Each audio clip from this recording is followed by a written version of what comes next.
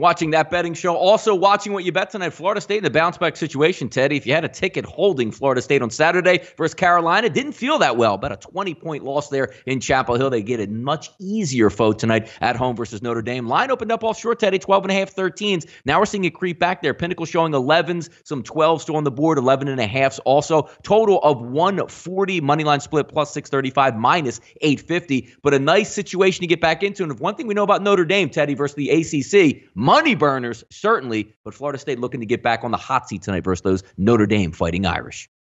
Sure, and it's a short turnaround for both of these teams, but the last loss more devastating to Florida State than Notre Dame. Notre Dame's lost, 3 in a row, 4 of the last 5, et cetera, et cetera. But with the Seminoles going into that game against the Tar Heels on the 8-game winning streak, feeling good about themselves, and then pretty much getting wiped out with it was by 18 in that contest. Leonard Hamilton knows what's up. We've got to have a quick recovery. That worries me, certainly in this point spread range. And there's nobody excited about betting Notre Dame right now. The Irish are what they are, which is a bottom-tier ACC team. But, Mike Bray talking about his squad. The one thing about this group, the whole time, they come in every day.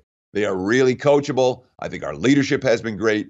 It's easy to lead when you're 8-2 or 7-3, but when you're 2-8 and swinging and scratching and clawing, that puts a little more pressure on your guys. We have great kids who come in and say, okay, coach us today, and what do we need to do? And they're open to that. And for all the struggles that Notre Dame has had, you talked about their money burners. You talked about, they've lost 4 of their last 5 and 3 in a row and lost to Virginia Tech over the weekend. I do like the character of this team. They are catching a whole lot of points against a Florida State squad that might be flat tonight. No interest in the favorite. For this better, if I'm playing, I want the dog plus the points. Nothing flat at the Fog tonight, Teddy. We're going to take a look at Kansas State and Kansas. Line opened up offshore about 3.5 range earlier today, Teddy. Saw it rise to about 5. Now looks like it's coming back into play, about 4.5 across the board, total of 133. Moneyline split plus 145, minus 165. We take a look at Kansas. Not very Kansas-like here, Teddy. 11, 15-1 against the spread on the season. Only 7-7 at home. 10-1 as a favorite. But the one thing you have to like about Kansas State, Teddy, playing that underdog role, 4-1 against the spread to the number this year. Yeah, and they've already beaten Kansas once this season, but Kansas is coming in off a particularly ugly loss. 91-62 on Saturday at Texas Tech.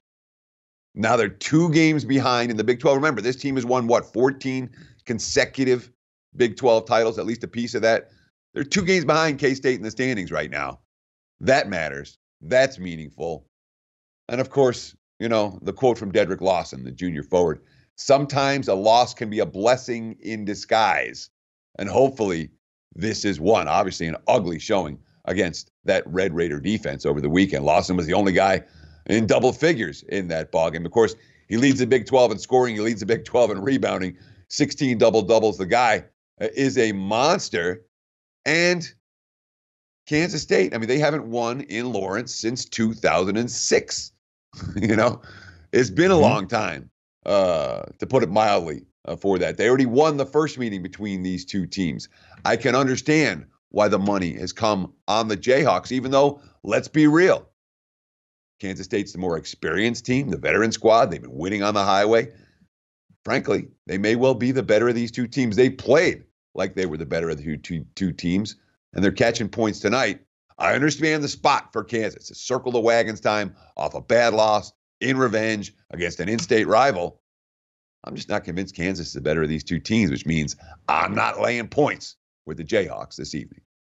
Yep, number 15 versus number 16 should be a lot of fun to watch. One thing that wasn't a lot of fun to watch, Teddy, was I was at the Sixers game here in Philadelphia on Saturday versus Portland. Enjoyed myself in the first half. Second half, not so much. No defense played by the Sixers. They look to bounce back tonight versus the Pelicans, who are looking to go back-to-back victories in this one. Some interesting line movement, Teddy. When we were starting to set up the script earlier this morning, the Pelicans were as much as a 2-point favorite, now swung back to the Sixers as they now show a -1 total, currently showing up at 238, actually 240.5 across the board. So that's also on the rise. Moneyline split plus 110, minus 130 from the Smoothie King Center. Some of these statistics, Teddy, we were betting on going against and using, against the spread, home favorite, and, road dog, stuff like that. That completely switched over here. So we'll stick with the Sixers, 28-32 against the spread on the season. The Pelicans, 29-31-1. Who bounces back better tonight, the Sixers or the Pelicans? Get a little bit of relief because I believe Anthony Davis is scheduled to make an appearance tonight. Hallelujah.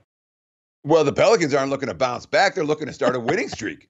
Remember, they blew out the Lakers on Saturday night while later in the day after Philadelphia got bombed by Portland early in that contest. And, of course, without Joel Embiid, the Sixers got killed on the boards. They were minus 20 on the glass. They gave up 19 offensive rebounds to Portland in that ballgame.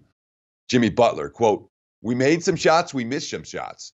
I don't think offense was a problem. We scored 115. On any given night, that's enough to win. We just didn't rebound enough against a team like this. It's a group effort rebounding. I think all of us combined, though, I don't think we did enough." Ben Simmons, obviously, once you have Joel out there, you slow the game down a little bit and feed him the ball. You let him do his thing. But it's obviously different playing without him and trying to find a flow. New Orleans, had 7 players in double figures the other night. They scored a season-high 42 in the first quarter, blew the Lakers out of the gym. That's what New Orleans can do. Offensively, they can light it up. They've got a bunch of different guys that like to take jump shots. A good offensive team. Defensively, not so much. And this is a game where I would think Philly's going to try to step it up on the defensive end. Understand the Sixers' money in this ballgame. And frankly, I wouldn't argue with a little bit of over money in this game as well. New Orleans going to play fast, and the Sixers, not the same team defensively with Embiid not on the floor. No, with Embiid not on the floor, Teddy, there's no rim protectors, almost like a straight avenue right to the lane to dunk or lay it up. Because when you watch, even when Boban plays out there, he's enormous, but his rebounding, radius, as we like to say, is literally him standing there. He can't move either direction. Should be an interesting to watch to see what takes place down at the Smoothie King Center.